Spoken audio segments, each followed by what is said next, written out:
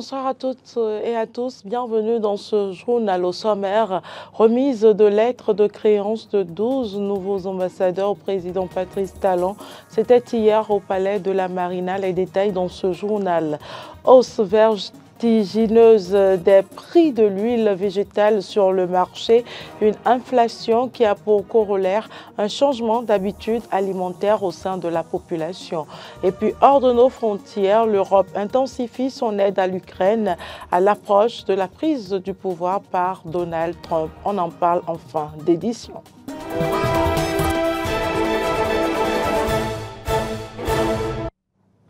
Merci de votre fidélité.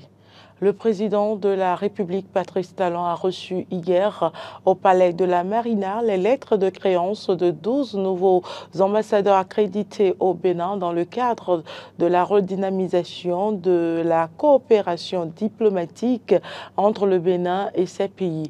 À la suite de la cérémonie protocolaire de remise de lettres de créance, le chef de l'État a échangé avec chacun des nouveaux ambassadeurs et leurs différents délégations. Au cours de l'audience qui a suivi chaque cérémonie traditionnelle de présentation de lettres de créance, l'accent a été mis sur le renforcement des liens de coopération bilatérale et de développement des relations économiques et culturelles entre les différents pays et le Bénin. Les membres du comité d'organisation des élections consulaires de la CCI Bénin ont animé un point de presse au ministère de la Justice. Objectif d'adresser aux professionnels des médias la feuille de conduite de l'élection qui se tiendra le 5 janvier 2025. Suivant un extrait de ce point de presse lu par Zara Bakou Dogo Alassane, présidente du comité d'organisation de la dite élection. Dans un premier temps, l'inscription sur la liste électorale prévue pour se dérouler du 12 au 21 novembre 2024 est une opération qui est du ressort de la Commission électorale nationale autonome Sénat. Les entreprises qui remplissent les conditions requises peuvent donc s'inscrire sur la liste électorale prévue à cet effet. Du 22 au 24 novembre 2024 suivront la publication de la liste provisoire et le recueil des requêtes en contestation. S'agissant des candidatures et des listes définitives, dès le 1er décembre, la liste définitive des électeurs sera affichée dans les sièges départementaux et publiée sur le site de la Chambre du commerce et d'industrie du Bénin. Puis, un appel à candidature sera lancé le même jour, soit le 1er décembre 2024. Cette opération va durer 7 jours, du 1er au 7 décembre 2024, pour permettre aux candidats intéressés à s'inscrire sur la liste des candidats en ligne sur le site Internet dédié mis en place par la Sénat. La liste des candidats retenus sera publiée le 13 décembre 2024 par la Sénat, accompagné des détails pour le déroulement du scrutin. Le 5 janvier 2025, de 0h à minuit, sera consacré au vote proprement dit. Une plateforme de vote électronique sera mise en place à cet effet. Tous les électeurs inscrits sur la liste définitive publiée et remplissant les conditions requises pour être électeurs pourront y participer. Les résultats définitifs seront centralisés et proclamés au plus tard 5 jours avant le scrutin, soit au plus tard le 10 janvier 2025, après les opérations diverses de recours et leur prise en compte. Le 11 février 2025, le ministre de l'Industrie et du Commerce procédera à l'installation officielle des nouveaux membres élus. Les étudiants de l'université d'Abomey-Calavi se sont mobilisés pour créer le club C2AO universitaire. C'est un club qui a pour devise l'information, la formation et la réflexion. L'objectif est de promouvoir les valeurs de la C2AO. Il trottine encore dans nos mémoires cette phrase délivrante que vous nous avez sortie au cours de notre dernière audience. C'est une initiative noble et nous ne pouvons qu'accompagner. Et cette initiative n'est rien d'autre que la création d'un club, le club CEDEAO universitaire du Bénin, créé et dirigé par les étudiants engagés pour la paix en Afrique de l'Ouest et particulièrement au Bénin. Chers membres du club, nous tenons à vous remercier pour la confiance que vous nous avez faite. Depuis quelques mois, vous avez travaillé sans relâche pour donner vie à ce creuset et nous pouvons être fiers d'un exploit. Oui, ensemble, nous avons posé les bases d'un espace où les jeunes universitaires peuvent non seulement s'informer, mais aussi se former et réfléchir sur des questions brûlantes pour notre région.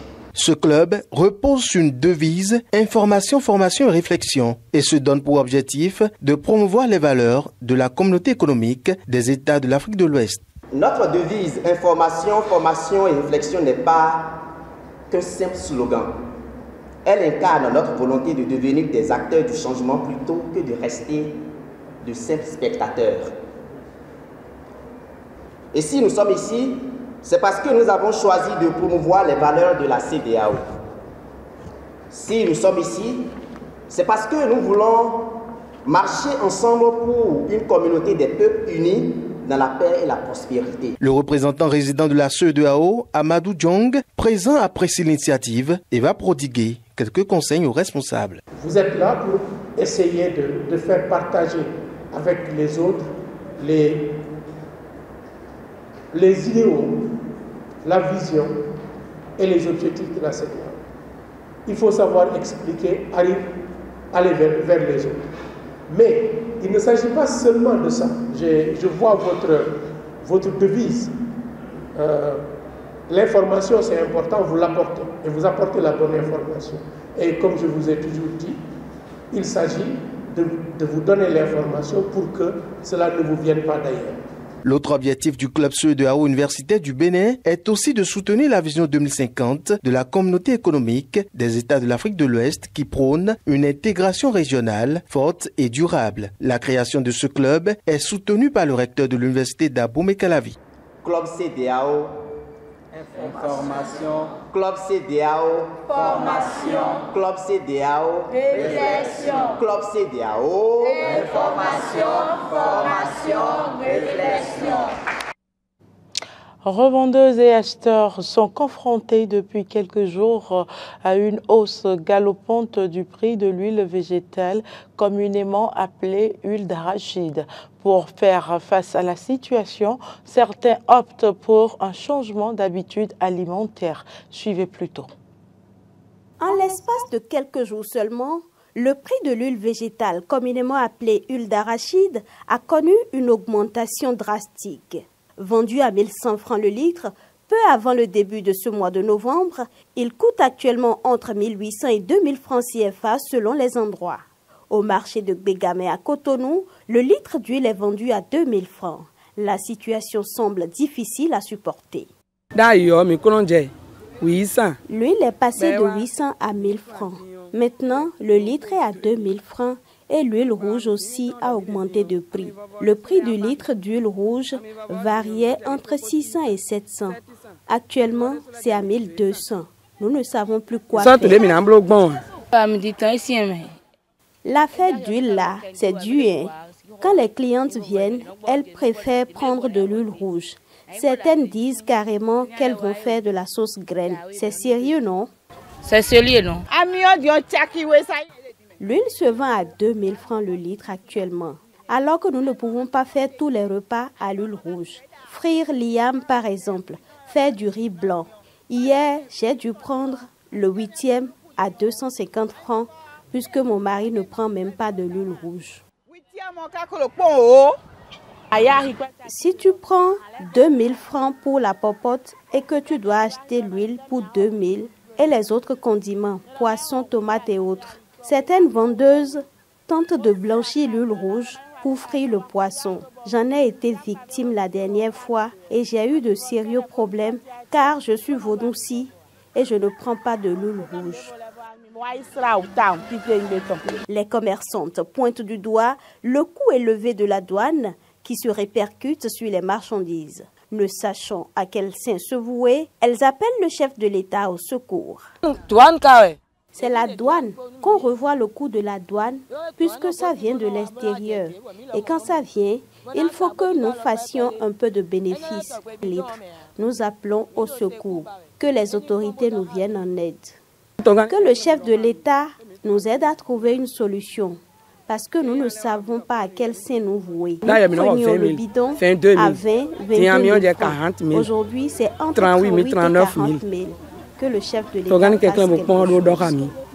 En attendant que les prix ne baissent, chaque jour la carte de la résilience.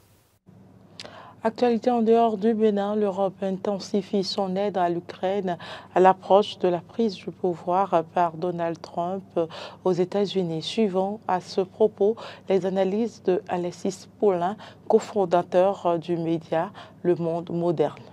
L'Ukraine, oui, visiblement, et depuis le début, Donald Trump n'a pas souhaité cette guerre de cette façon-là en Ukraine. Il avait été très dur vis-à-vis de la Russie par rapport à Nord Stream 2 lorsqu'il était président. C'est sous son mandat qu'il y avait déjà eu des menaces par rapport à ce gazoduc. Mais sur l'Ukraine, même si il y avait eu cette politique américaine dès longtemps de s'installer en Ukraine et d'utiliser ce pays comme un pays pour aller affronter la Russie, Donald Trump ne souhaitait pas il ne souhaite pas une escalade de ce conflit, mais plutôt une résolution dans les mois et les années qui viennent.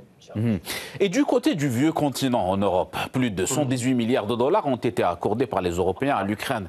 Et la nouvelle administration européenne insiste sur le maintien de cette aide, même après le départ de Joseph Borrell. Comment vous commentez tout ça, M. Alexis Paulin ? Il y a une fébrilité ici en Europe parce que justement Donald Trump n'est pas Joe Biden et qu'il a déjà eu des mots très durs vis-à-vis de l'Alliance Atlantique et de l'OTAN en disant que les Européens devaient se prendre en main et dépenser davantage en matière de défense. Donc les Européens ont peur de voir les États-Unis se retirer de manière symbolique de l'OTAN mais de manière réelle du conflit en Ukraine. Et donc là encore on voit une accélération avec des discussions entre Keir Starmer, Premier ministre britannique, et Emmanuel Macron, mais aussi avec Mark Rutte qui est à la tête de l'OTAN et qui est prêt même à virer les États-Unis de l'OTAN s'ils souhaitaient un accord de paix en Ukraine. Et puis les déclarations du candidat à la chancellerie allemande qui lui disait carrément qu'il lancerait un ultimatum à la Russie s'il était élu de 24 heures, sans quoi des armes de l'OTAN pourraient frapper en profondeur le territoire russe. Donc en Europe, c'est très différent de la ligne de Donald Trump, c'est plutôt une escalade la plus rapide possible et si possible avec l'OTAN. Donc très dangereux. Dans ce registre, pensez-vous que l'Europe va prendre le relais et compenser les restrictions financières américaines pour l'Ukraine durant du moins le mandat de Trump ? Ça reste à voir parce que, encore une fois, il y a une question vis-à-vis des populations. Qu'est-ce qui fait que Trump a choisi aussi de vouloir mettre un terme au conflit en Ukraine? C'est le coût pour le citoyen américain, le taxpayer, celui qui paye les impôts. Eh bien, en Europe, c'est la même chose. On a affaire à des économies en récession pour l'Allemagne, des économies en difficulté pour la France, une inflation difficilement contrôlable, un taux de chômage qui remonte. D'abord, s'occuper de l'économie européenne me semble une priorité et ça semble aussi une priorité pour une majorité des Européens. Donc les leaders européens, dans leur délire belliciste, auront affaire à des populations qui vont à un moment, comme les Américains, dire stop. Et ça risque d'arriver plus tôt que prévu.